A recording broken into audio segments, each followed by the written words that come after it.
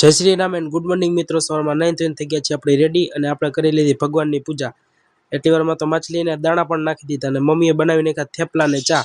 તો જો કેટલા વર્ષથી ભૂખ એવી રીતના ખાઈ પતિ દદન દર્શન કર્યા, માતાજીના દર્શન કર્યા અને સપલી લઈને હાલતા થઈ ગયા ચા પીવા। ચા પીને આપણે ઘડિયાળ પહેરીને સ્કૂલે જવા તૈયાર થઈ ગયા। એટલી વારમાં તો આપણી બસ પણ આવી ગઈ એટલે આપણે નિરાંતે બસમાં બેસી ગયા। ને મિત્રો આ શું કરતો હતો આને કઈ ખબર જ ન પડી। બોટલનું ઢાંકણું આમ થયું, બાપા સીતારામની મઢીના ને પરંપરા નિભાવી। એટલી વારમાં પહોંચી ગયા પાર્ટી અને ચડી ગયા ડાયરેક્ટ હાઈવે ઉપર। ઓ બાકી થોડીક વારમાં તો નિશાળે પહોંચી ગયા એટલે આપણે બેસી ગયા નિરાંતે।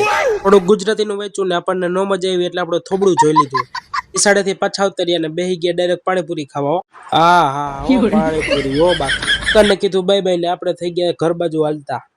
એ વારમાં તો પપ્પાનો ફોન આવ્યો ચટણી બનાવવાની એટલે આપણે ચટણી બનાવીને આ ઢીંગોડી રમવા આવી હતી ને આ પાડોશીનું કામ અડધું થઈ ગયું। આપણે આવ્યા ચા લેવા, ચા લઈને હાલતા થઈ ગયા દુકાને। આ બધાને ચા પાઈને આપણે પહોંચી ગયા પોદીનો લેવા।